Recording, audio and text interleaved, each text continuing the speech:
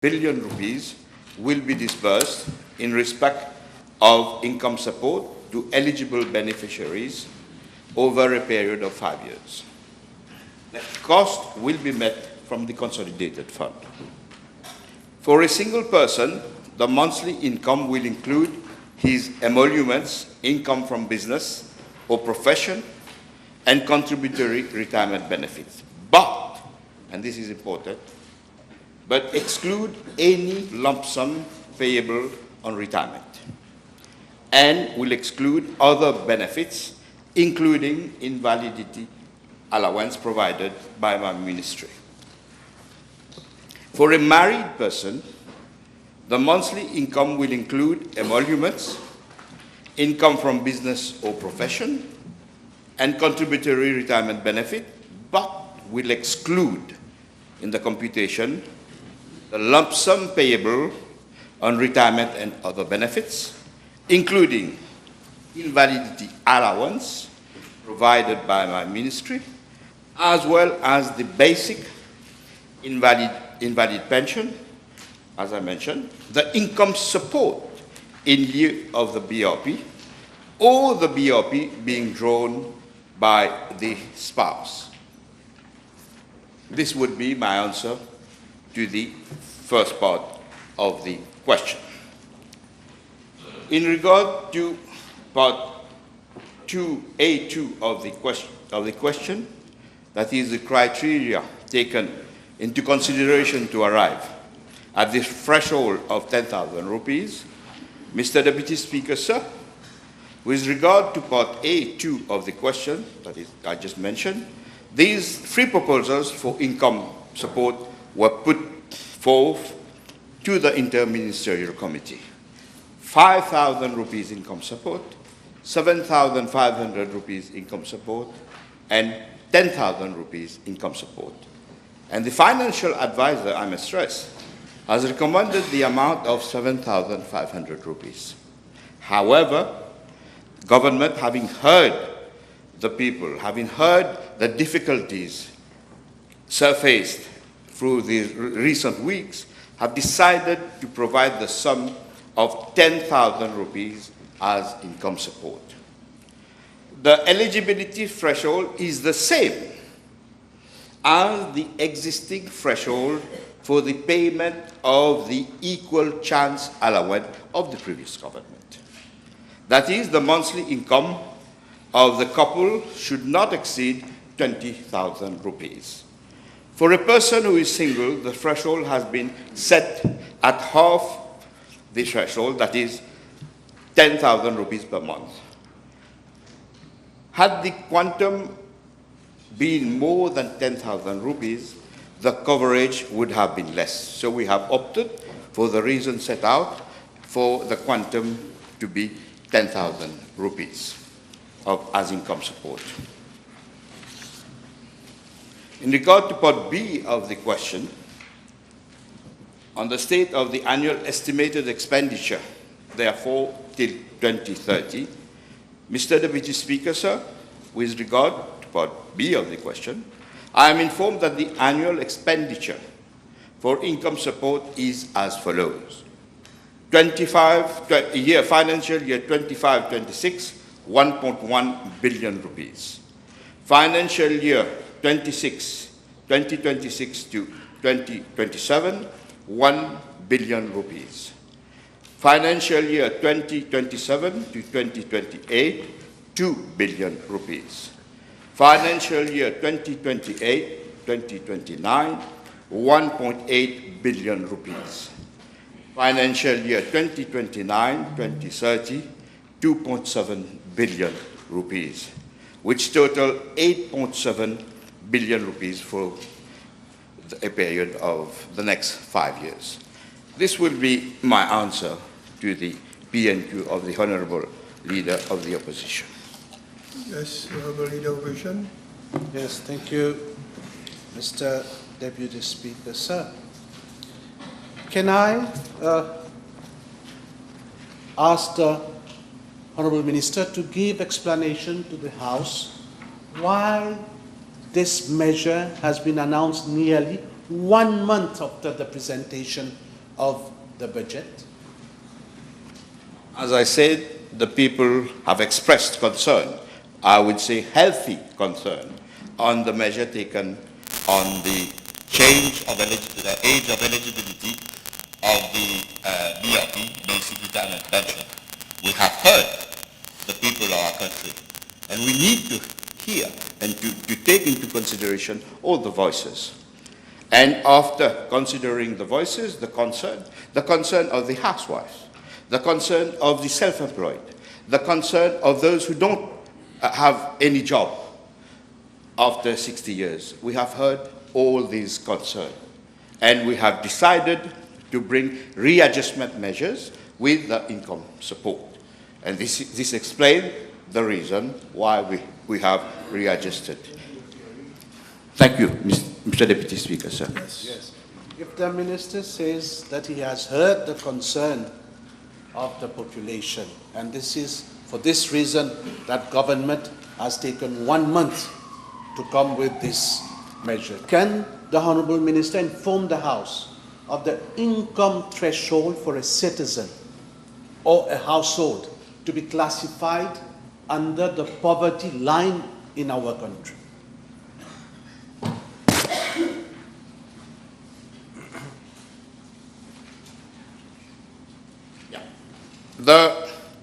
As I said, Mr. Deputy Speaker, sir, we have based ourselves on the equal chance allowance.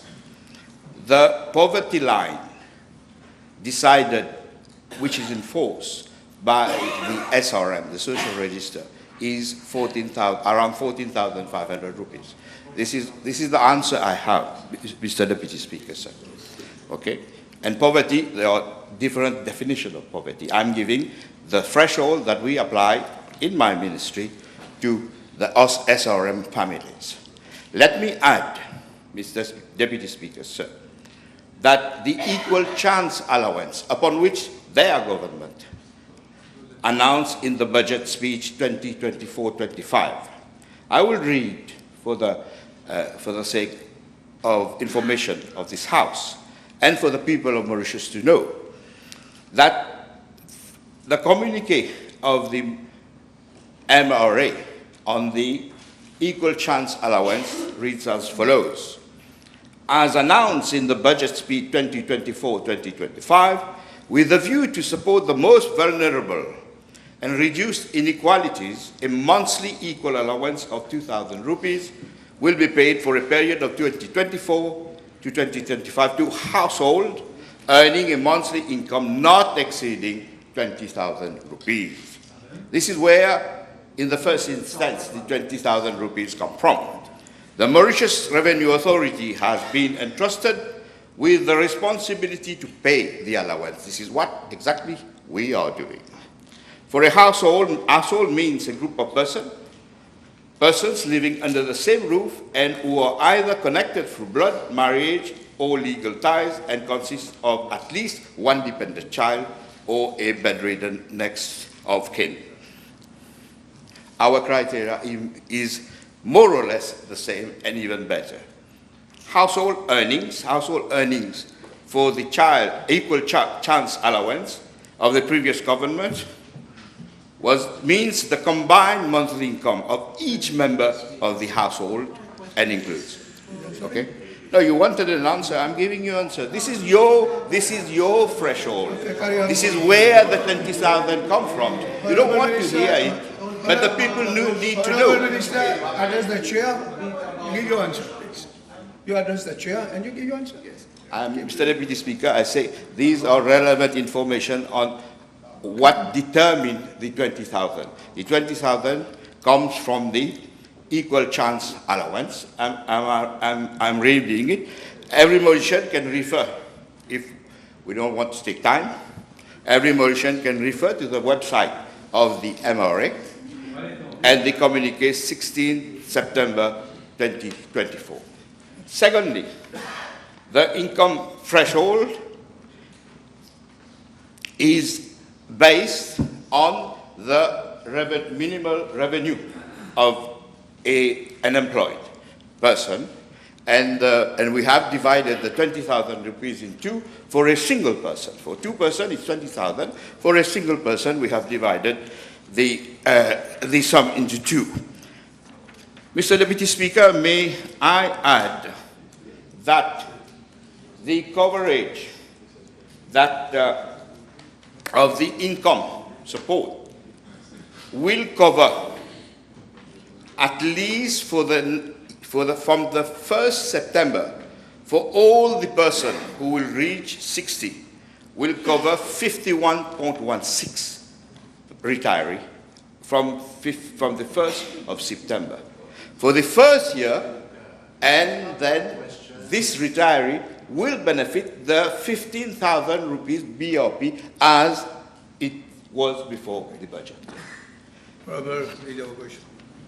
That was a top-up allowance, the one you referred earlier, Honorable Minister. How does the Honorable Minister reconcile that the poverty line for an adult, as per Statistics Mauritius, published in February 2025, is 12,378, and the decision of the government to allocate an income support of 10,000 rupees to person reaching the age of 60 years by September 2025.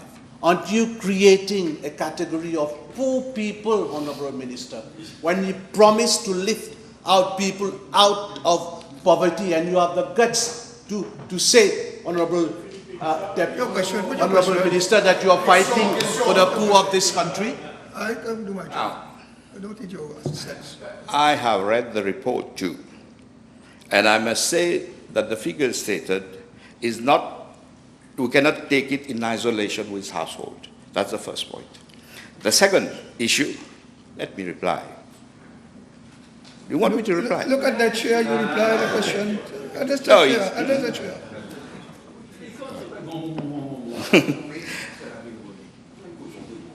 The 10,000 rupees, I explained, come from the division into two of the minimum salary, the minimum guaranteed salary. This will be the answer. And secondly, we have done the most we can do with the budgetary constraints that we have. It is them who left the economy in this dire state. We have reacted to the voices of the people, and we have done our most that we can, okay, using our compassion, empathy, and the heart that we have for the people. And so, but I must stress the threshold for the social register, okay, enforced through various government, puts the line, the threshold line, to 14,500 rupees to pay a person in absolute poverty under the social register. Mr. Deputy Speaker, the Honourable Minister who claimed to be a gauchiste, how, may I ask him, how it thinks that a housewife in this country who has no other job apart from looking after a family will be able to survive with an income support of 10,000 rupees when we know that all basic necessities in this country mote ugalba. We have the figures here, Mr. Deputy Speaker. So, out of 17,079 persons reaching 60 from the 1st of September, 300 are single. 1,303 live in couple. Housewife and other self-employed will consist of 7,134 eligible persons.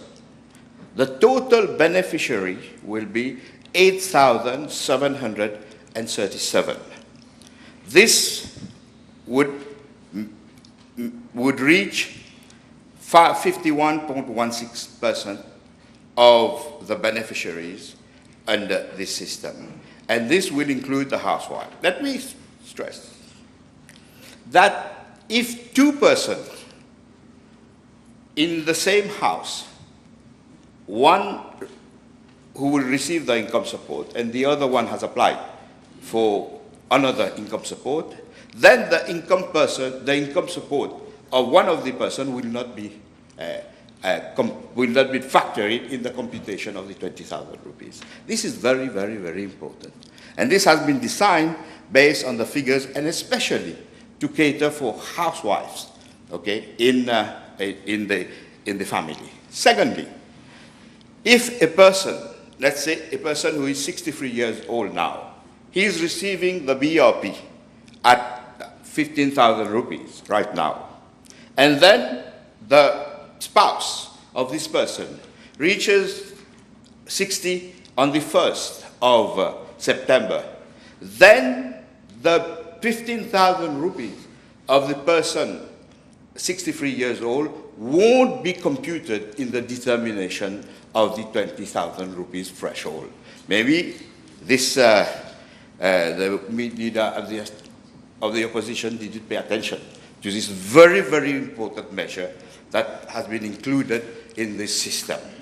Let me also add that in addition to the income support, person benefiting from the basic invalidity pension of 15,000 rupees will continue to benefit this invalidity pension for the next 5 years. Persons benefiting from basic widow's pension will continue to benefit the 15,000 rupees for the next 5 years.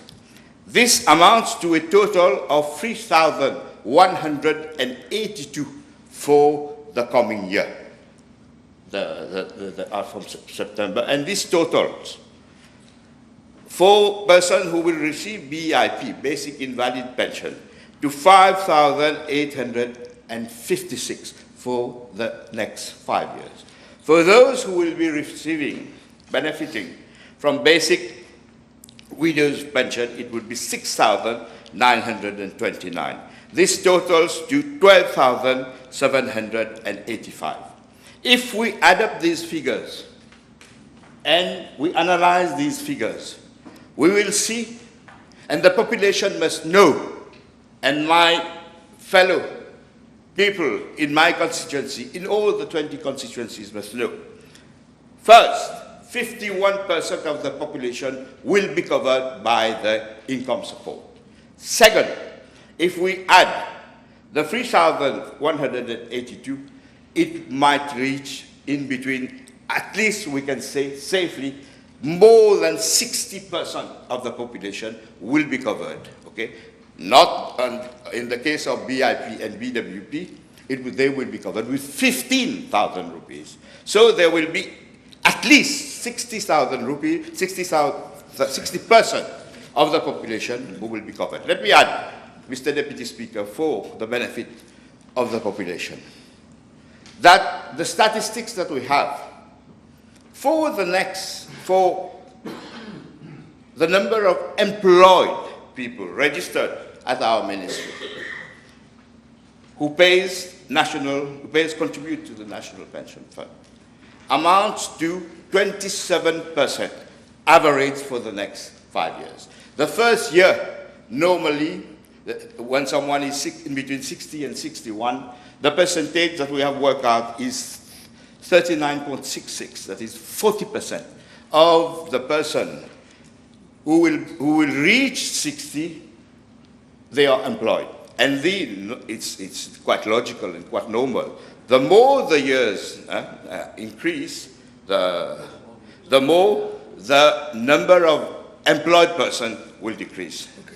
So, and it reaches 15% when the group reaches 65 years old. So we can safely let the population know that this government has devised an income support in addition to basic invalid pension, in addition to basic widow's pension, who will safely cover more than 60% of the population. Okay, you have already, okay, thank you. Honorable Joel. does he not find it unfair that someone who's engaged in hard physical labor, like a mason, a cane cutter, a fisher, a cleaner, who's no longer fit to work full-time at the age of 60, will now have to choose between giving up work to qualify for the 10,000 rupee a month threshold or continuing to work at the cost of their health? And what about part-time workers who are earning between 10,000 and 15,000 and therefore who do not qualify, who earn less than the 15,000 of the BRP that they would earn now before the reform? Should they not be given a chance to retire on their BRP, full BRP? Isn't that effectively penalizing them and forcing them to choose between hardship or poverty? This methodology that we have come up after the budget, first, as I said, any person suffering from disability will be covered 100%, 15,000 rupees. So if a mason suffers from disability, he will be covered. This is the reality. Secondly, That's work, he can't work. Okay, a person cannot work because of his disability. That's one of the reasons a person cannot work, Mr. Speaker, sir. That's one of the reasons. Yes. Second, the income support has been designed for any person who can't work. Any person who can't work will receive 10,000 rupees. With the measures that we presented to the budget, this person wouldn't get anything until he reaches the gradual change in the eligibility of the BRP.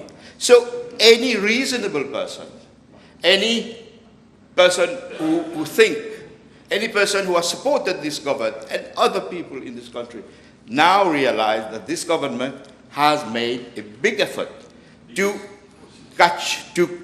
so as to take on board more than 60% of the population. 60% we are taking on board. Now, with regard to if somebody works and will be getting, a mason will be getting 15,000 rupees, okay, the mason will be it will be optional to the mason, okay? But then these measures that we have taken will enable all those who are able to work. As I said, 40% of the population are able to work, okay? In between 60 and 61, at least. Those who want to work can continue to work and work as part-time. And in a sense, this will also relieve their health conditions and their living conditions, okay? So we have catered for it. And every time I must say that all that we have done is based on the disastrous economic situation that they have left the country. Honorable Leader of Opposition. Yes. Can the Minister inform the House whether the Cabinet decision of the 4th of July, when it made mention to the conditions for somebody to benefit the income support of 10,000 rupees, and I refer to paragraph C and D of the Cabinet decision of 4th of July, where mention is made of monthly income, which will include contributory retirement benefits.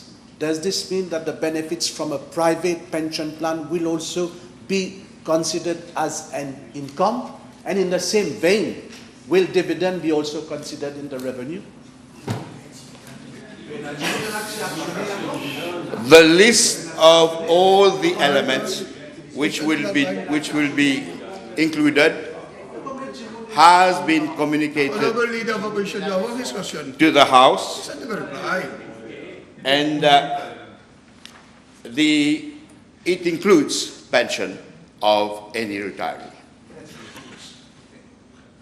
May I ask the Honourable Minister, he should know that for a person to... The question is, isn't that not true that for someone to earn disability pension, he must qualify up to a certain threshold of disability?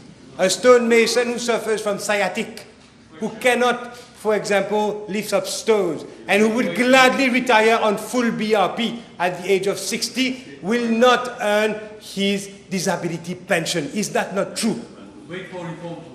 That question should have been asked to your partners whom allied in the last election. But I have replied to these questions, to various questions on this issue in this House, and I'm pleased to announce today that I will be making a statement as a minister on this particular issue.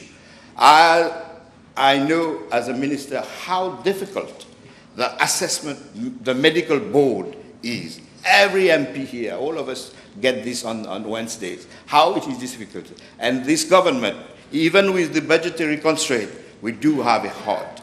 And we will address this issue because we know that any person reaching 60 will benefit from invalidity pension. So the criteria and the assessment of determining the invalidity criteria will be taken on board. I will address this in the statement in this House today itself. Okay, last question. Again, Mr. Two last questions I have. Again, Mr. Deputy You Speaker, sir. got only 3 minutes. Yeah. It's a national issue. It's a national issue. Yes, you got only Great 3 importance, minutes. Mr. Deputy Speaker, sir. Again, how does the minister reconcile the fact that for a person to be eligible for that income support, his revenue should be less than 10,000 when we know that the minimum salary in this country is 17,100 rupees? I have already replied to this question.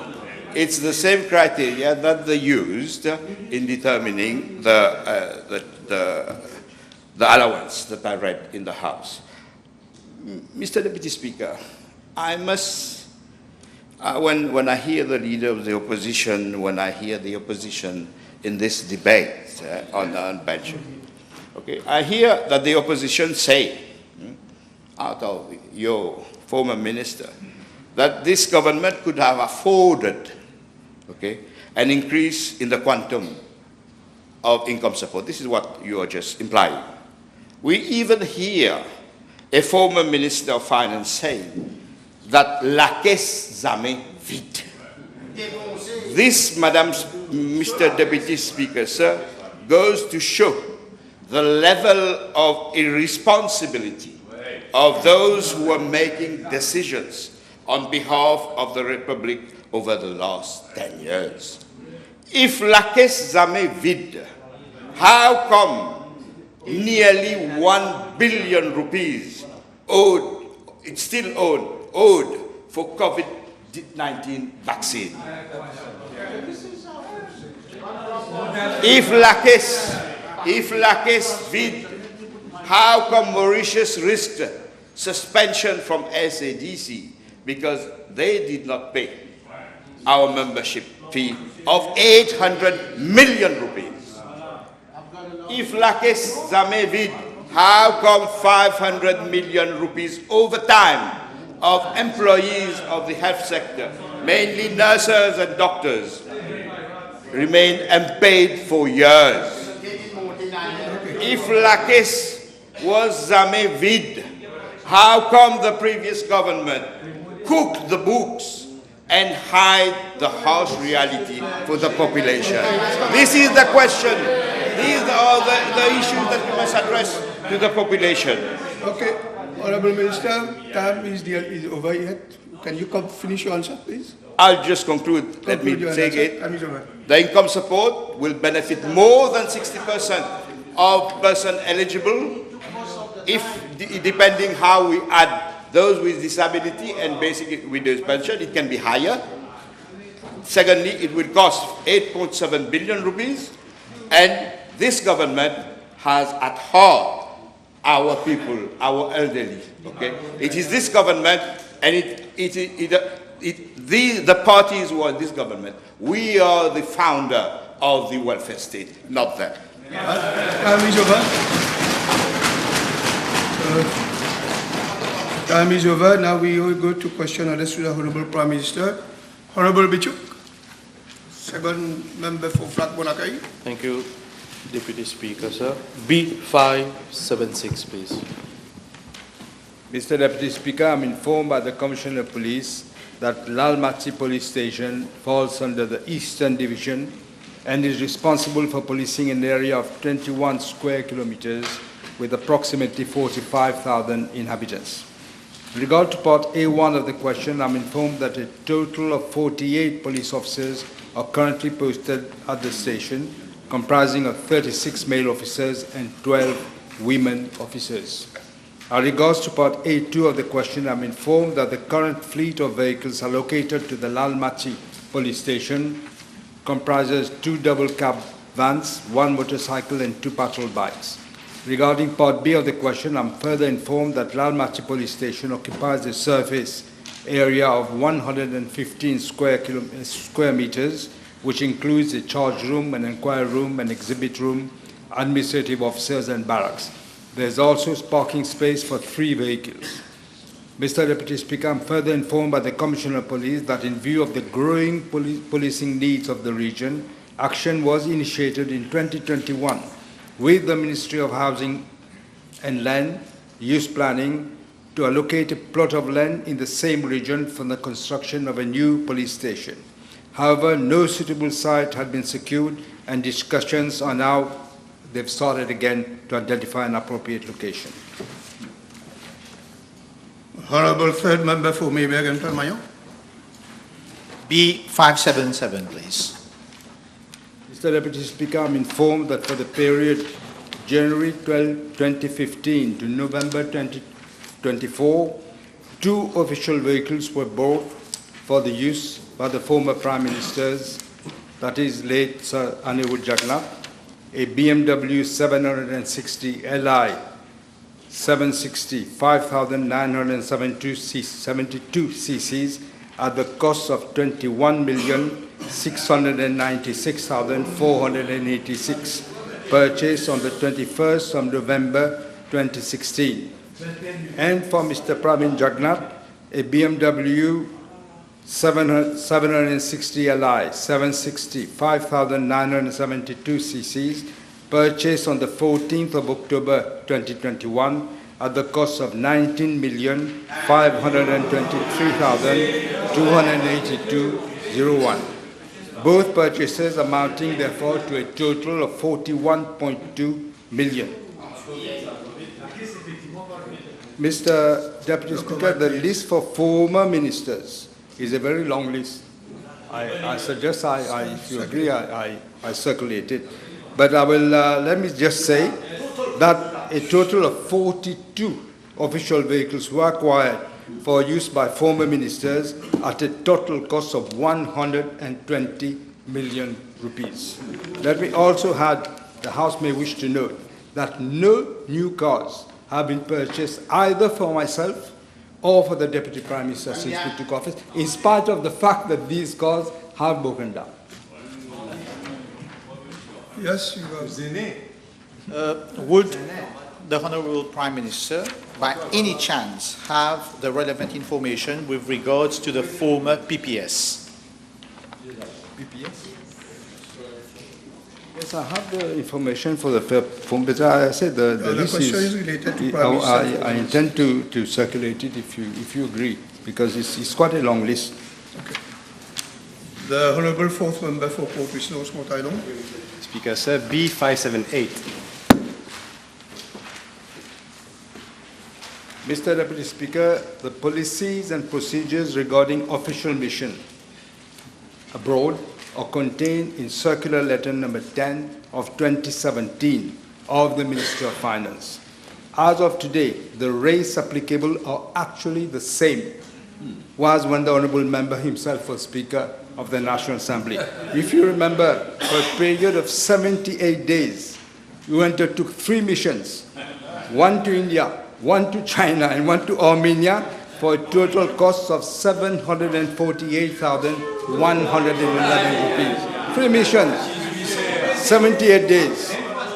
Mr. Deputy Speaker, with regard to part B of the question regarding the clause of travel in line, it is in line with the existing policy. Ministers are eligible to travel in first class and junior ministers in business class, same as PPS before, the parliamentary private secretaries.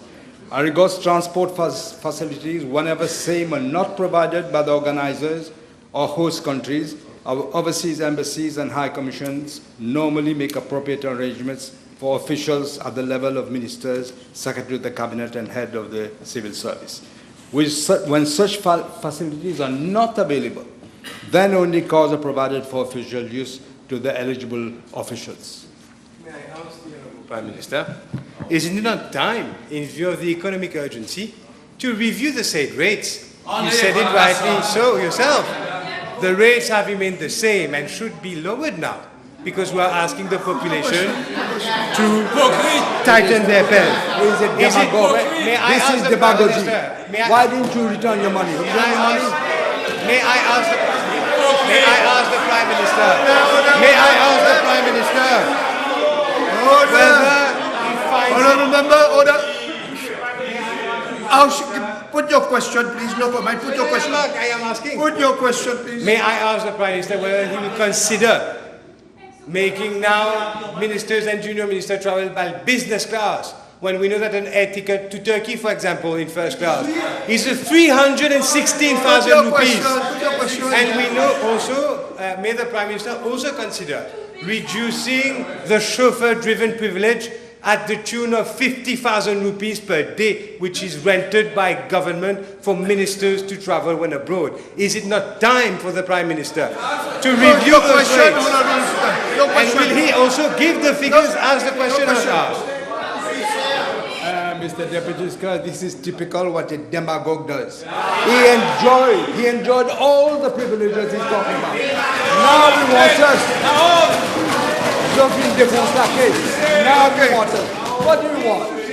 Next question. What do you want? Order. You must have some dignity. Order. Next question, Honourable Third Member for Mombasa Media. 579. Mr. Deputy Speaker, I'm informed by the Commissioner of Police that from January, because you set it up now.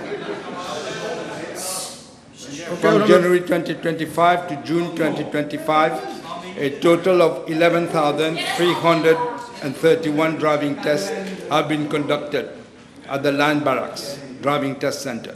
In regards to Part A of the question, around 200 prospective drivers are convened daily for driving tests at Land Barracks Driving Test Center. However, an average number of 120 driving tests are carried out daily, taking into consideration requests for rescheduling at short notice and absentees. As regards Part B of the question, driving tests, which comprise road tests, parking tests, reverse tests, are conducted from 7:30 in the morning to 1600 hours on weekdays and 7:30 to noon on Saturdays. The appointments for the driving tests during weekdays are scheduled in 6 batches of 30 candidates for cars, motorcycles, and other light vehicles. Furthermore, as from 12:30, driving tests are scheduled in respect of some 20 heavy vehicles, such as lorries and buses. In respect to Part C of the question, a total number of 25 police officers are deployed on a daily basis for the testing at Land Barracks.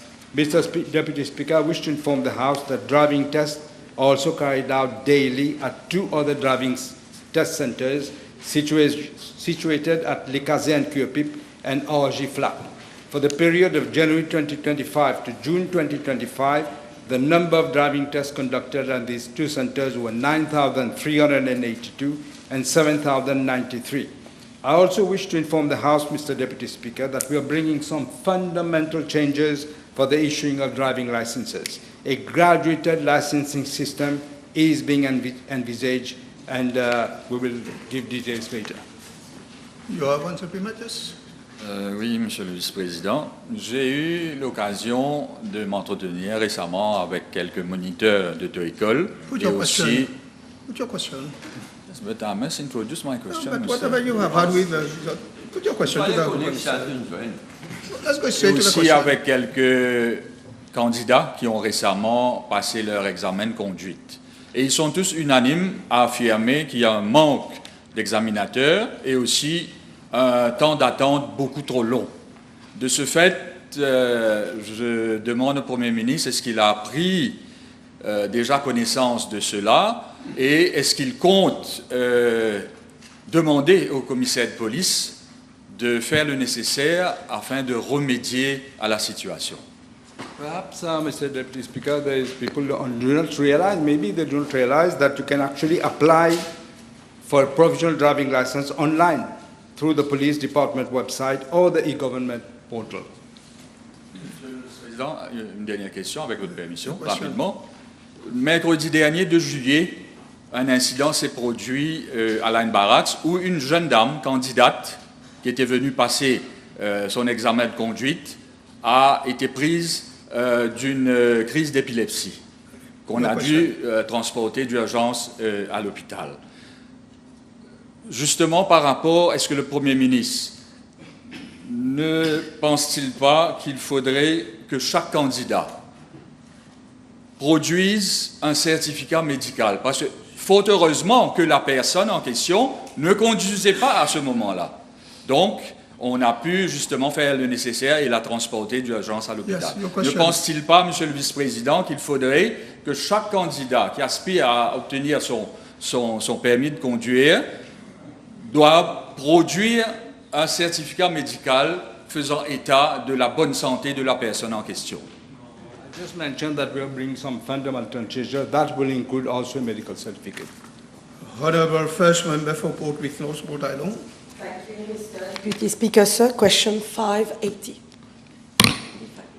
Mr. Deputy Speaker, I'm informed by the Commissioner of Police that Motalong Police Station covers an area of 12 square kilometers with some 18,000 inhabitants. Currently, it is staffed by 52 police officers of different ranks. I'm further informed that Motalong Police Station is classified as a Class C station, having an authorized strength of 37 police officers. However, with the development and expansion of commercial and residential areas in the region, the number of police officers posted to the station had gradually been increased. The personnel at Motalong Police Station was increased from 45 in 2023 to 67 in 2024. The staffing position was rationalized this year so that as from the 3rd of July of this year, the number of officers was brought down to 52. Consequently, 14 police officers were transferred to other units based on the operational requirements of one officer required from the police force. Notwithstanding the transfer of the 14 police officers, there is no shortage, according to the information I have, of personnel at the station, which is adequately staffed, which is felt, and the present strength thereof is sufficient for effective policing. However, Motalong Police Station is also supported by other units, such as, the other units, the Emergency Response Service, the Field Intelligence, the Central Investigation Division, the Anti-Drug Smuggling Unit, and the Traffic Police. Honorable Fourth Member for Port North Port Island. Thank you, Mr. Deputy Speaker. Sir, B581. Mr. Deputy Speaker, with the permission, I'm answering question B581 and B595 together. Are they more or less related to the same subject? Mr. Deputy Speaker, the House is aware ministers only attend overseas missions when invited.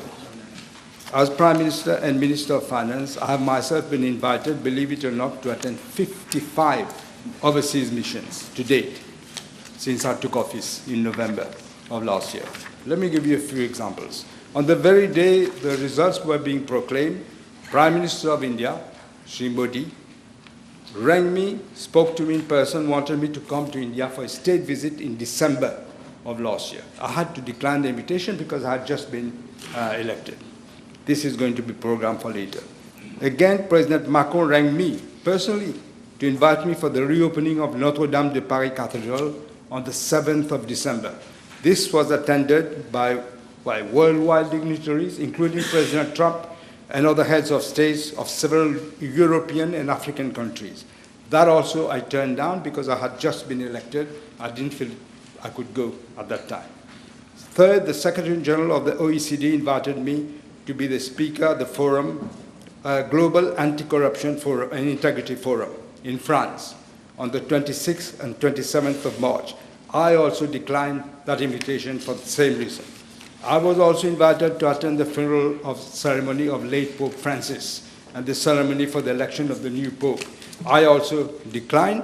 I asked the Attorney General to represent me for the funeral and the Minister Asia Baden for the election of the new Pope. As Minister of Finance, I did not attend the annual spring meetings of the IMF, the World Bank, and the World Bank held in Washington from the 21st to the 26th of April 2025. In other words, out of the 55 invitations, I only chose to attend 3 of them. And let me say, Mr. Deputy Speaker, that my approval for ministers is given only if these missions, which are considered to be of strategic, geopolitical, or economic importance to our country. I wish to inform the House that I myself led only 3 missions, official missions, as opposed to the 55 invitations. First one was for the African Union Summit in 2025, held in Ethiopia from the 15th to the 16th of February. That was important to attend. Secondly, the 5th Summit of the Indian Ocean Commission, held in Madagascar on the 24th of April 2025. And the third one was the United Nations Conference, Oceans Conference in Nice, to which heads of state and government were invited, which was followed by a bilateral meeting which President Macron had asked me if he took his plane from Nice to come to Paris for the official, this bilateral meeting, and then went back to Nice. That was from the 9th and 13th of June 2025. As for ministers and junior ministers, a total of 40 official overseas missions have been undertaken from November 2024 to date. The total cost comparisons of these missions amounted to 28,278,224 rupees and 8 cents. This is compared to 196,400,000 for the period 2015-2024. Let me add, Mr. Deputy Speaker, that the total costs for the official overseas missions undertaken by the former Prime Ministers, including airfares and per diem, amounted to 14.2 million in the period 2015 to 2019, and to 16.3 million from 2020 to 2024, which makes a total of 30.5 million rupees. Regarding official missions of former ministers and members of Parliament, the total cost is 109.4 million rupees for the period 2015 to 2019, and 56.5 million for the period 2020 to 2024, which makes a total of 165.9 million. This one, your question. Is the Honorable Prime Minister able to provide the House with the list of details of, as requested, that is, the purpose, the composition, and the cost, including the cost of other members of delegation, on the one hand, and secondly, can he also clarify when he's comparing the expenses spent for a mandate with that of his government for 7 months? Is that what he's doing? There's 2 questions in one, so which one do you want me to answer? If you would provide the composition, then. Yeah, I can provide, but I'm not going to go into that. Then I can compare from 2014, 15 onwards. I will compare all. Okay. The last question. Okay, you have a question on this? Yes, question. Thank you, Mr. Deputy Speaker. Especially for me. For you. Give it. Your leader is asking a question, please. The Honourable Prime Minister stated that he goes on mission only when he is invited. Does that principle apply to all ministers and junior ministers also? I just said, Mr. Deputy Speaker, if the Honourable Leader of the Senate listened, I said, ministers don't go, they decide to go to X, Y, Z. They must be invited. I answered that question. We look at it whether there is, whether it is essential for them to go, and what will be the benefit for Mauritius. Honourable Second Member for Grand Bay Putudo. B582.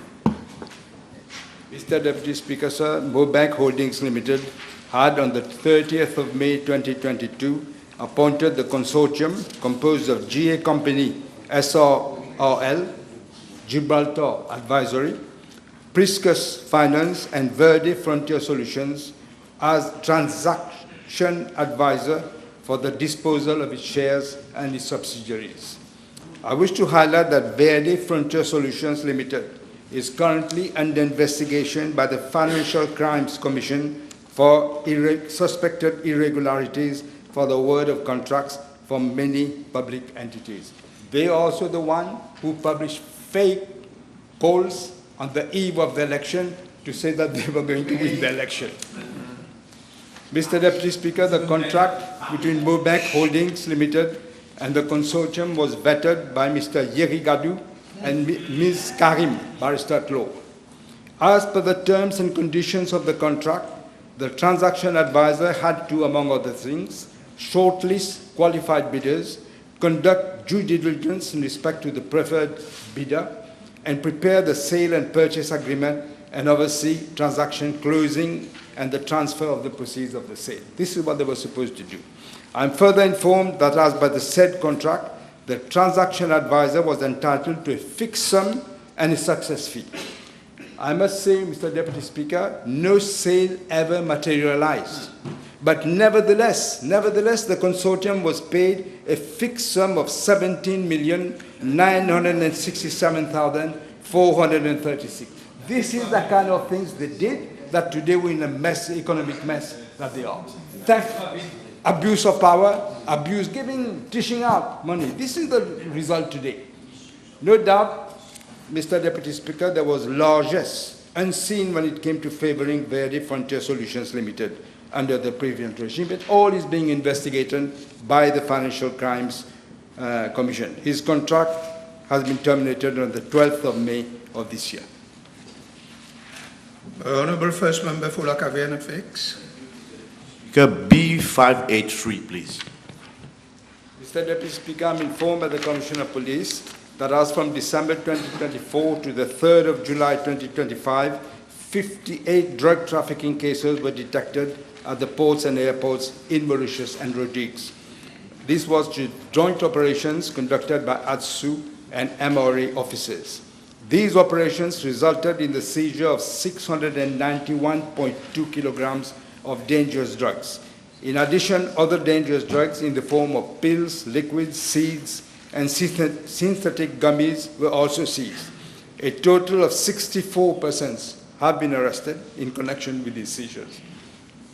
In relation to Part A of the question, I'm informed that the total estimated street value of the drugs seized during this period amounts to 1,115,136,222 rupees. So over 1 billion. Mr. Deputy Speaker, with regard to Part B of the question, I'm informed that between December 2024 and the 3rd of July 2025, 17 controlled delivery exercises were conducted by ADSU with a view to identifying local collaborators. 13 of these operations were successful and led to the arrest of 19 suspects. I would like also to reiterate the firm determination of this government to fight the drug scourge, equipping ADSU and MRA with the latest technological tools for combating proliferation of illegal drugs, including synthetic drugs, is a matter of top priority for this government. Provisions have been made in this budget, the last budget 2025-2026, for the procurement of specialized items such as drones, 2 scanners to be installed at Rodrigues, and 1 full-body X-ray scanner at cruise terminal for ADSU and MRA. The government has also set up the National Agency for Drug Control, which will bring together enforcement, rehabilitation, and family support services under one roof. The agency will collaborate with both ADSU and Customs Anti-Narcotics Section of the Mauritius Revenue Authority. The agency is currently developing a master plan which will serve as the national strategic framework for drug use, including prevention, treatment, harm reduction, and law enforcement. The master plan will adopt a comprehensive, evidence-based, and multi-sectoral approach to address the drug-related challenges. Mr. Deputy Speaker, the government is also strengthening its maritime security architecture through regional cooperation, bilateral partnership, and strategic investments to prevent drug trafficking in the high seas. Collaborative initiatives such as the Safe Seas Africa Project, Cut Loss Express, and bilateral engagements with France, and also with the support from Japan for upgrading coastal surveillance, demonstrate a shared commitment to combat transnational threats, including drug trafficking, to ensure the safety and security of the maritime domain. Yes. I think call your name first. The Honorable Second Member for Rivière-des-Orgues. B584, s'il vous plaît. Mr. Deputy Speaker, let me remind the House that during the COVID-19 pandemic, the State Trading Corporation had, on behalf of the then government, procured 50 medical ventilators from Pack and Blister distributor and pharmaceuticals, whatever, located in Spain, against an outright payment of 1.8 million euros. The equipment was delivered to the Ministry of Health in July 2020. Upon inspection, it was reported that the ventilators were defective and not according to specifications provided by Pack and Blister and as agreed between the parties. These ventilators turned out to be utterly useless. So the then government had paid 1.8 million euros for defective ventilators while patients in dire need in Mauritius were dying during the COVID. This is what they did. The government you were part of at one point. That Mr. Deputy Speaker, following several representations made to Pack and Blister, the equipment was returned to the supplier in Spain in December of 2021. However, Pack and Blister refused to take ownership of the equipment, and the consignment has been stored in the Freeport zone in Barcelona, Spain. The monthly charges for storage of the defective ventilators is around 800 euros per month. Mr. Deputy Speaker, after consultation with the Ministry of Foreign Affairs, Regional Integration and International Trade, and the Attorney General's Office, the Ministry of Health and Wellness enlisted the services of a Spanish law firm in March 2023 to start legal proceedings against Pack and Blister to recover the expenses incurred. Notices for non-compliances were served to Pack and Blister in July of 2024, but the latter refused to receive the notices.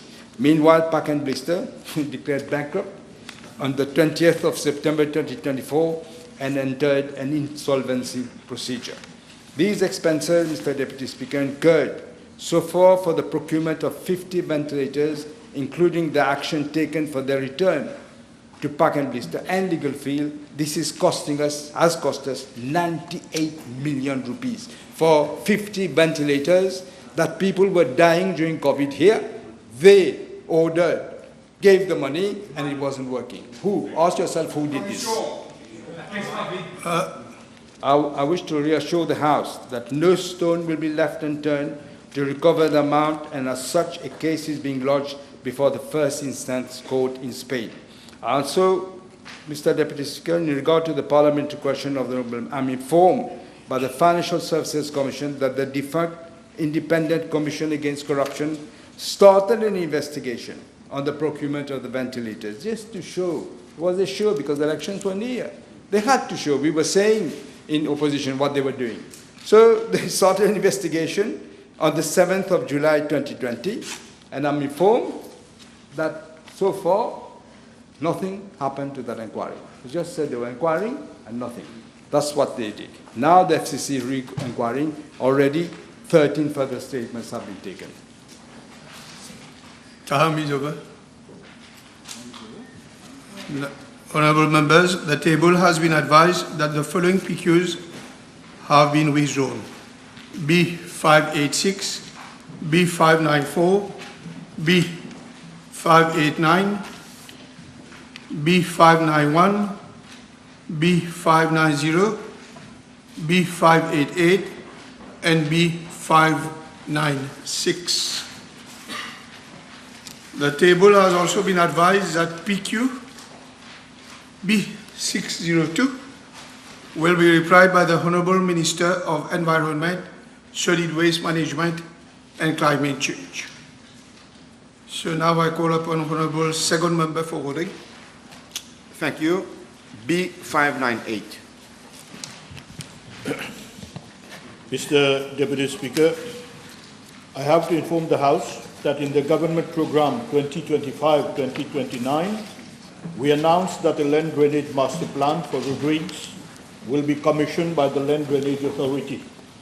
I'm pleased to inform my colleagues that the preparation of a master plan has already been initiated by the Land Drainage Authority in collaboration with the Agence Française de Développement.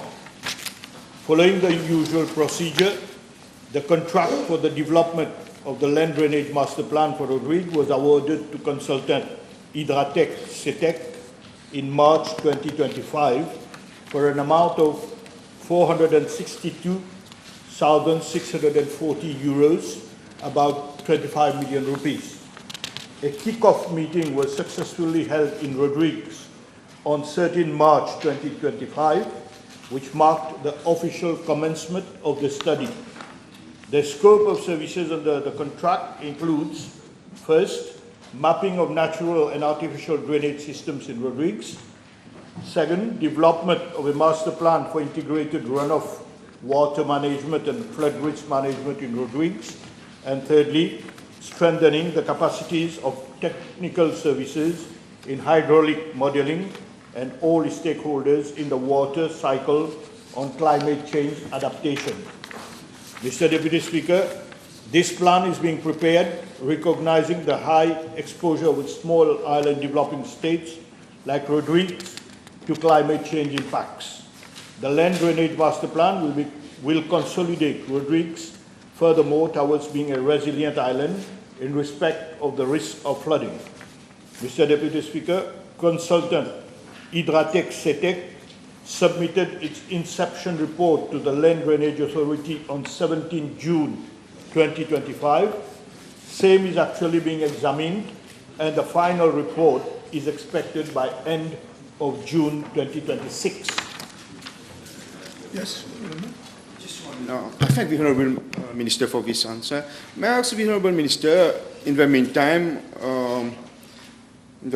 before the finalization of this master plan, apart the three announced drains of projects in Rodrigues, namely at 80 Pistache Bay Topaz, for this financial year, whether NDU is working on the other LDA-approved projects, mainly at Grand Bay, Mourou, Kakashia, Rivière Coco, and others, for their high-priority implementation in Rodrigues there. Certainly, it is in the flood management program.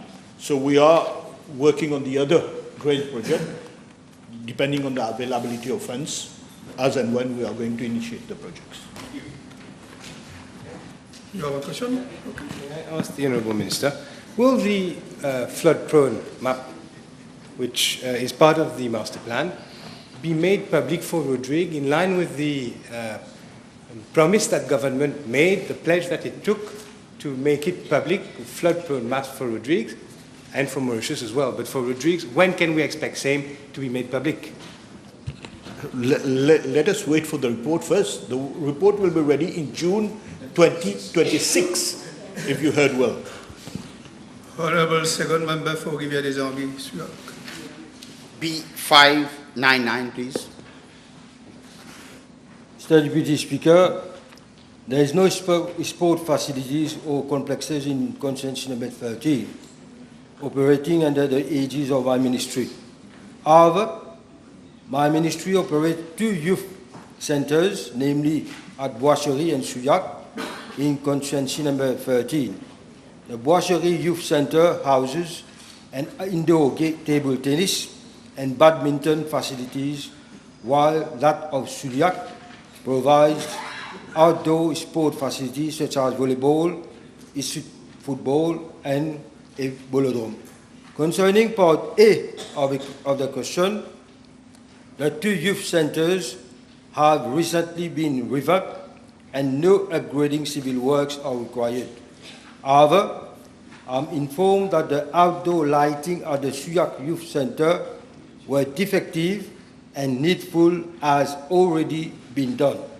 With regard to part B of the question, I'm informed that the Mauritius Sport Council manages and maintains one multi-use game area, commonly known as Muga, at La Flora, comprising a walking cum running track in addition to usual sport facilities normally available on those sites. I'm further informed that the Muga at La Flora is in good condition. There is another Muga located at Tayak, which has not yet been handed over to the MSC yet. Yes, Honorable. Yes, but I would like to know where matters stand relative to Muga at Tayak.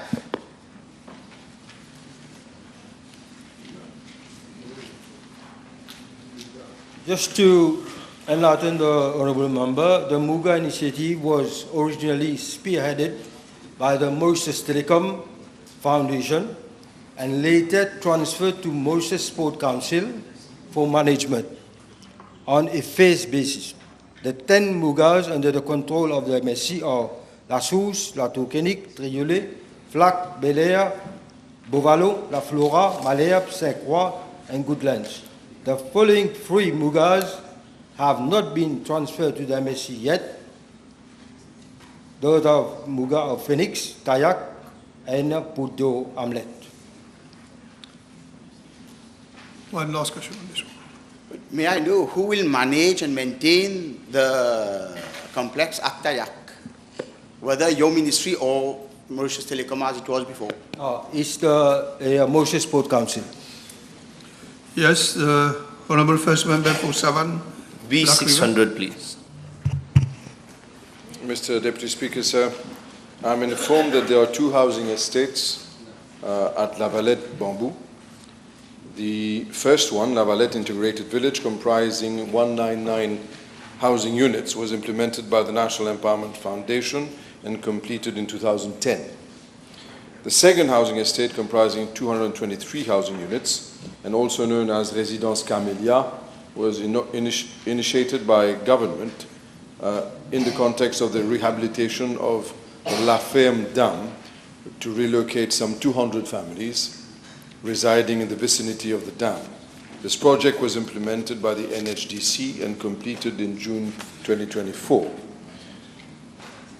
Mr. Deputy Speaker, sir, with regards to Part A, I'm informed by the Ministry of Social Integration, Social Security and National Solidarity and the NHDC that there is no unoccupied housing unit at La Valette Integrated Village and Résidence Camélia, respectively. As regards Part B, I'm informed by the Commissioner of Police that 17 intelligent video surveillance cameras and 2 intelligent traffic surveillance cameras have been installed in the region of Bamboo. 3 out of the 17 intelligent VSCs are located in La Valette, namely near Winners Supermarket, La Valette Industrial Park, and the Day Care Center within La Valette Integrated Village.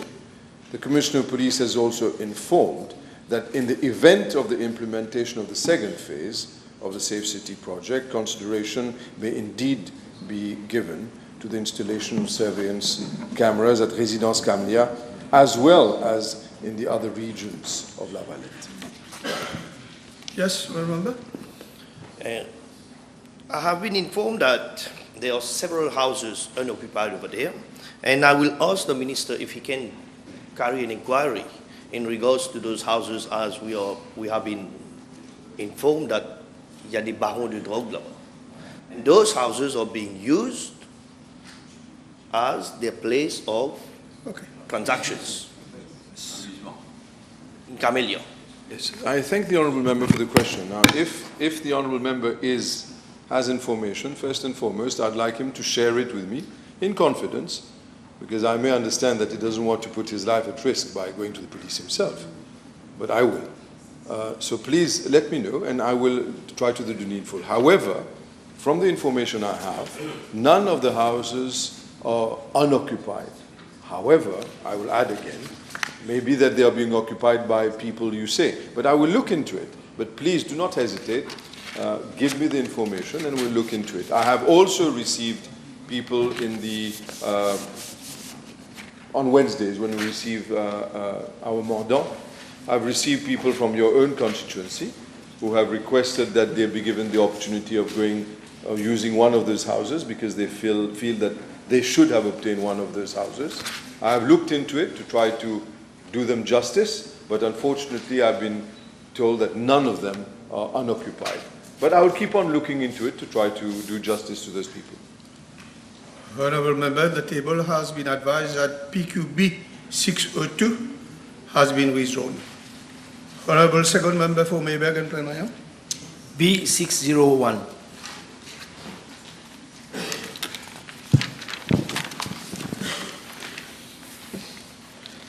Mr. Deputy Speaker, sir, I wish to inform the Honourable Member that the jetty located at Mayberg waterfront is owned by Landscope Mauritius Limited and is managed and maintained by the District Council of Campo, given that the esplanade and its auxiliaries of approximate extent of 5 arpents have been invested into the then Ministry of Local Government and Outer Island.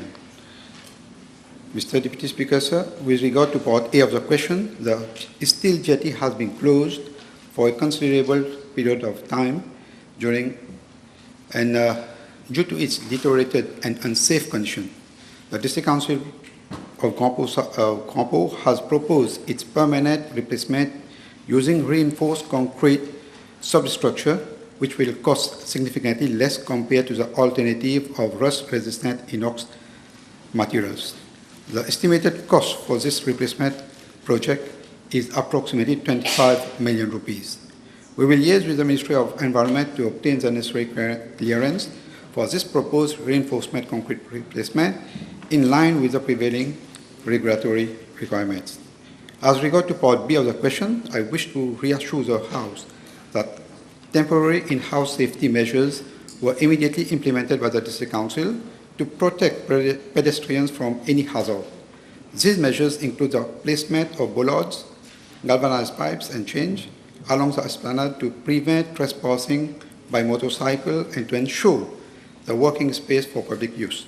I am further informed that these works started on the 1st July 2025 and are expected to be completed by the end of July 2025, covering a length of approximately 50 meters.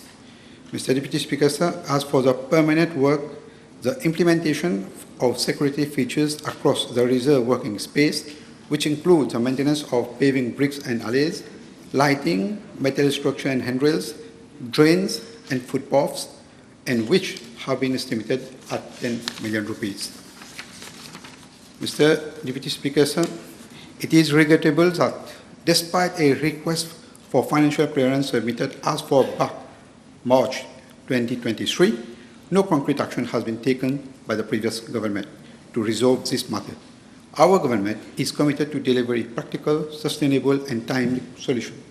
We will ensure that the renovation and security improvements at Mayberg waterfront are carried out efficiently for the safety, comfort and benefit of the public. Thank you.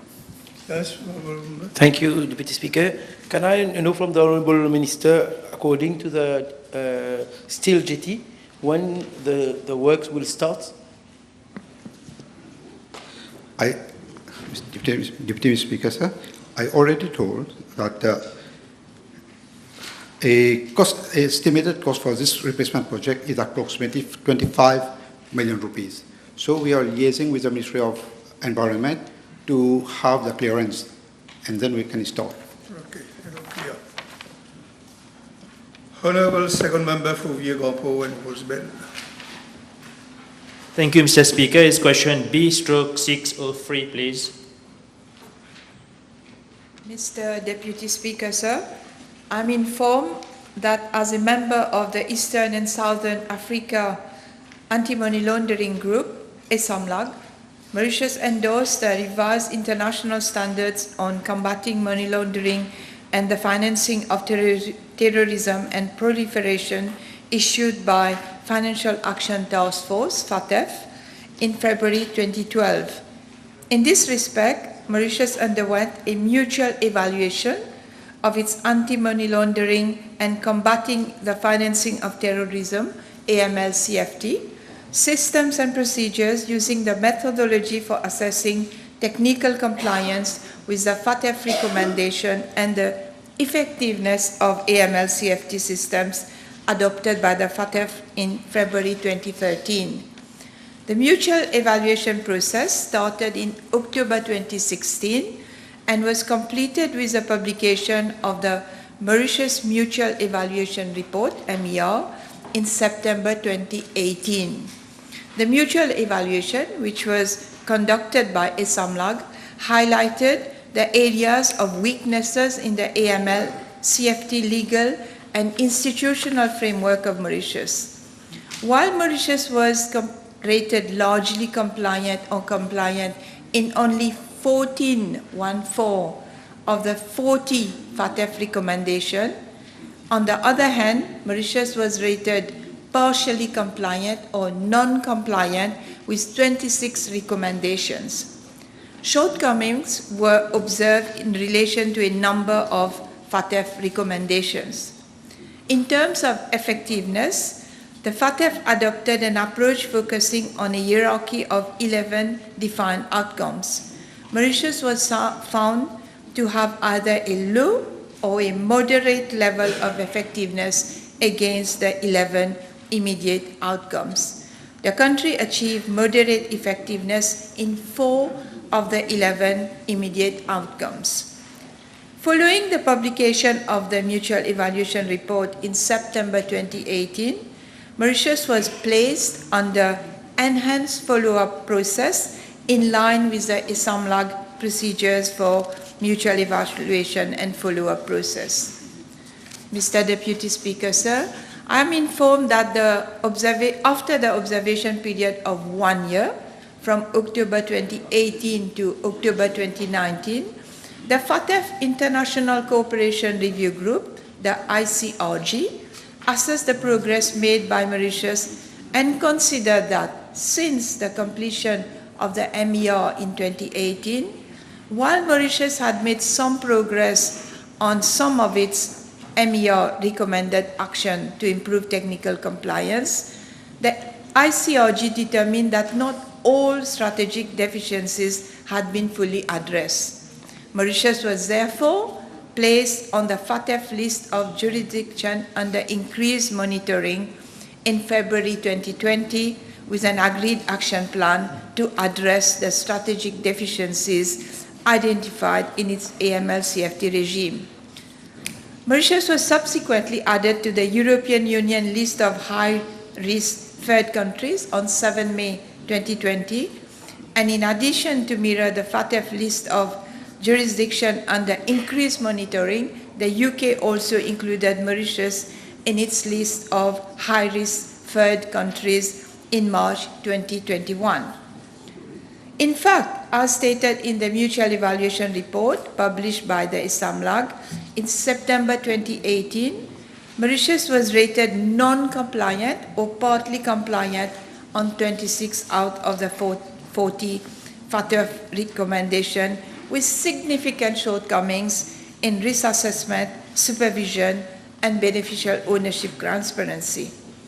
Moreover, the report concluded that the country has a low level of effectiveness in 7 out of 11 immediate outcomes, notably in the areas of understanding of money laundering risk, financial supervision, investigation and prosecution, and implementation of targeted financial sanctions. These findings triggered the ICRG referral process, with Mauritius entering a 1-year observation period.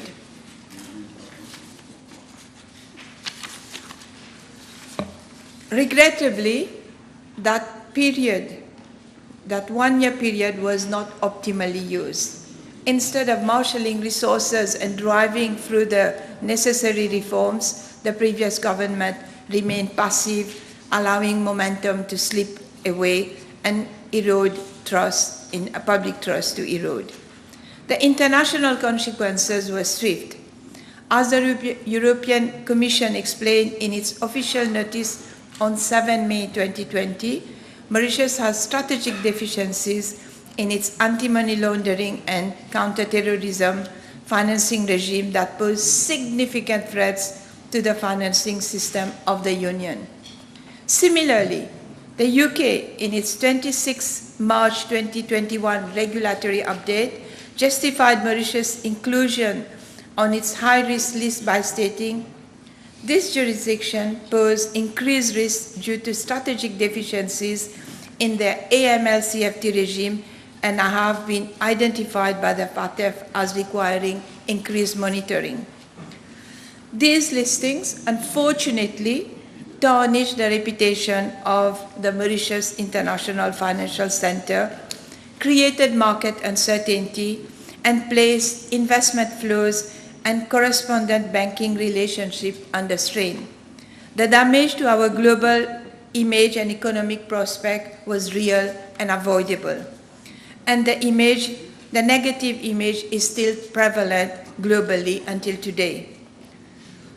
Mr. Deputy Speaker, sir, I must add that since I assumed duty as Minister of Financial Services and Economic Planning, one of my priorities has been to sustain the trust of our international partners. While we cannot undo the economic and reputational harm caused, we believe that with decisive leadership, Mauritius can and will uphold the highest international standards. And in response to the continuously evolving AML, CFT, CPF landscape by key drivers such as emerging risks and development at the level of FATF, my ministry has embarked on the following measures aimed at strengthening the national AML, CFT, CPF framework and ensuring sustained alignment with revised international standards.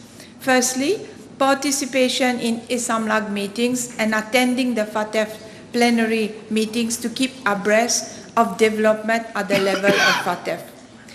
Secondly, conducting comprehensive risk assessments to identify and understand emerging risks and take necessary measures to mitigate identified risks. In this respect, the Ministry is currently conducting the money laundering and terrorism financing risk assessment of legal persons and legal arrangement, the terrorist financing risk assessment of non-profit organization, and the first proliferation financing risk assessment of the country. We are also implementing capacity building programs for competent authorities. For instance, my ministry is recently organized an intensive 5-day assessors training which was facilitated by experts from the ISAMLAG Secretariat. We are also undertaking... Can you conclude, please, if you want to circulate the answer, because... I've nearly finished, okay, Mr. Deputy Speaker, sir. Just one last paragraph. It has been a long answer. I just want to add that in parallel, besides working on improving our systems, we are also undertaking a branding and promotional campaign to reinforce the brand image of Mauritius as a jurisdiction of substance and remove any negative perception about the reputation of the country. Thank you. You have a question even with this clear answer? Yes, come on. You have a question. Now we know that Mauritius was downgraded by the European Commission in Put your question. Despite the advance warning given, can the Honourable Minister inform the House whether the grey listing had any adverse effect on the business activity in the sector? Briefly, you have already replied to that, but... Yes, but in terms of numbers, definitely there was a drop in the number of new global business companies being incorporated during the period 2020-2021 when the numbers went drastically down. Thank you. You have one question? Yes. Thank you, Mr. Deputy Speaker. Could the Minister please advise when is the next review of Mauritius due? And what are the strategic deficiencies that you referred to in your question as mentioned by FATF? Mr. Deputy Speaker, sir, the next midterm evaluation is in 2027, and the national risk assessment, the second national risk assessment report that we have released recently, and comprises a list of deficiencies that have been identified and on which my ministry is working with all the competent authorities to make sure that the country is ready for the next midterm evaluation. Okay. Honorable Second Member for Flag Munakai. This will be the last. B604, please. Monsieur le Vice-président, avec votre permission, je vais répondre à cette question. On m'informe que de 2016 à 2024, il y a eu une collaboration très étroite, voire exclusive, entre la Mauritius, la MTPA et Maradiva et Maury-Plage, dont M. SR et ses proches parents sont actionnaires. SR, Monsieur Ramdani, Monsieur Sanjeev Ramdani. Cette proximité, Monsieur le Vice-président, a permis à Maradiva Maury-Plage et Dina Vatam de bénéficier d'un traitement de faveur et de privilèges indus de la part de la MTPA. Par exemple, Monsieur le Vice-président, Maradiva et Maury-Plage, en partenariat exclusif avec la MTPA, a participé à plusieurs événements coûteux à l'étranger où des fonds publics ont été dépensés sans aucun bénéfice pour la MTPA ni pour la destination mauricienne. Ces événements comprennent, Monsieur le Vice-président, tenez-vous bien, le Royal Ascot, qui est un événement hippique destiné à l'élite au Royaume-Uni. On se rappelle encore du fameux Monsieur SR habillé comme le duc anglais à nos frais, cigare en main, s'il vous plaît. La MTPA, avec l'approbation de son conseil d'administration, a participé avec Maradiva Maury-Plage à cet événement en 2016, 2019, 2022, 2024. Des accords ont même été signés pour le partage des dépenses de participation entre la MTPA et Maradiva. Mais le hic, Monsieur le Vice-président, c'est que, sauf pour 2022, la part des coûts à la MTPA a été versée à Maradiva plutôt qu'à l'organisateur. Pourquoi Maradiva? L'ancien directeur de la MTPA devra s'expliquer. Je dépose, Monsieur le Vice-président, une liste de ces paiements qui s'élève à... Je laisse durer le plaisir, je fais durer... 5 665 591,75 roupies. Et l'honorable membre de l'opposition posait des questions ce matin sur ce qui est vrai. Il est choquant. Il est choquant de constater qu'à ce jour, la MTPA ignore totalement, je répète la question pour ceux qui ont manqué, il est choquant de constater qu'à ce jour, la MTPA ignore totalement si Maradiva a versé ses 5 millions et quelques de roupies à l'organisateur. Elle ignore également si Maradiva a honoré son engagement concernant les 50% restants. La seule preuve documentaire disponible à la MTPA est la confirmation par Maradiva de la réception du montant que la MTPA lui a versé. Monsieur le Vice-président, la Chambre notera également qu'en 2024, l'année dernière, juste avant les élections, la MTPA a envoyé le paiement de son représentant permanent au Royaume-Uni. Cependant, pour des raisons inconnues, le paiement de 25 000 livres sterling a ensuite été reversé à Maradiva. Monsieur le Vice-président, Let's listen to the answer, please. Very interesting one. Monsieur le Vice-président, l'édition 2024, donc l'année dernière, de la Coupe du Monde de Snowpolo, je ne savais même pas qu'il existait une Coupe du Monde de Snowpolo. L'édition 2024 de la Coupe du Monde de Snowpolo qui s'est tenue en Suisse du 26 au 28 février 2024 est un autre événement qui s'est déroulé en partenariat exclusif avec Maradiva. Selon la MTPA,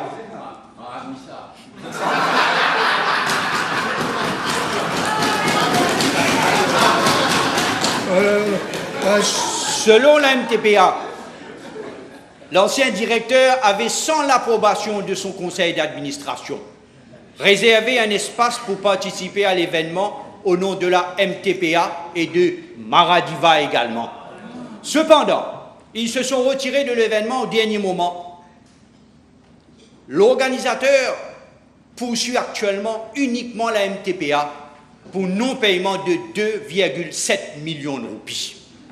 Monsieur le vice-président, je suis également informé, la liste est longue, je suis également informé que l'ancien directeur de la MTPA avait versé la somme d'un peu plus de 360 000 roupies pour sa participation et celle de M. SR, M. Ramdani, à la conférence et aux événements du Financial Times Global, qui s'est tenu le 5 février 2020. À partir de sa carte de crédit, mise à sa disposition par la MTPA, ce paiement étant non autorisé, et notamment pour le compte d'un tiers, la Financial Crime Commission a ouvert une enquête à ce sujet. C'est pas fini, Monsieur le Président. Malheureusement, comment la Chambre peut-elle oublier la 13e édition? Ça aussi, je ne savais pas. Comment la Chambre peut-elle oublier la 13e édition de la Maradiva White Party? Et tout cela, c'est l'argent de la population.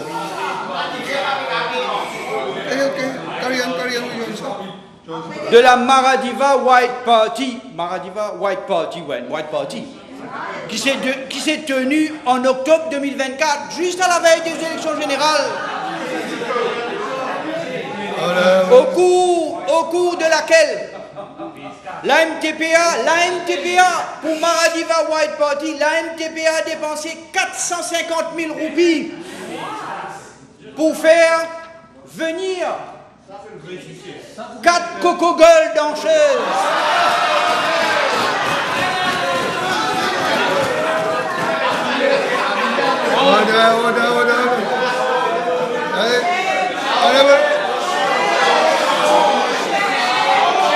Order, carry on, Honorable Minister. Order. Let's listen to the answer, please. Let's listen to the answer. La MTPA a dépensé 450 000 roupies, je vous disais, Monsieur le Vice-président, pour faire venir 4 coco-girls danseuses de l'Europe de l'Est. De plus, l'identité. Et cela, bon, cela, j'arrive pas à comprendre. Et l'identité. De plus, et l'identité de ces danseuses ont été falsifiées. Et elles ont été présentées comme des journalistes influenceurs médiatiques.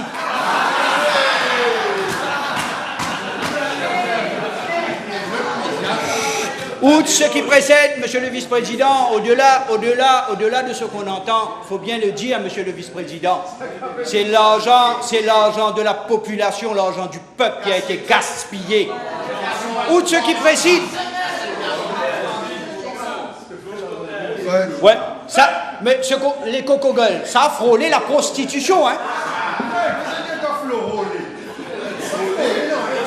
En 2021, la MTPA a également financé des billets d'avion pour un voyage de presse au nom de Maradiva, encore une fois. La Chambre souhaiterait peut-être noter que toutes les dépenses subventionnées, qui sont hautement douteuses et contestables, font actuellement l'objet d'une enquête de la Financial Crime Commission. One question before we break for lunch. I thank the Minister for his extensive reply. C'est clair que la MTPA a été l'agence de voyage personnel de M. SR. I would like to know whether he has the details, whether the MTPA has paid for gala tickets at the St. Maurice Snow Polo Tournament, which includes Perrier, je bois pas trop, Perrier Champagne, Cigar Lounge, and unlimited champagne bars. Monsieur le Vice-président, ce que j'ai ici, c'est qu'on parle de l'édition 2024, enfin, c'est pas mon ministère, de la Coupe du Monde de Snow Polo, qui s'est déroulée en Suisse. Ouais, mais c'est sûrement le renseignement de l'autre armement, mais sûrement vrai. Merci. Okay, thank you. I suspend the sitting for 1 hour.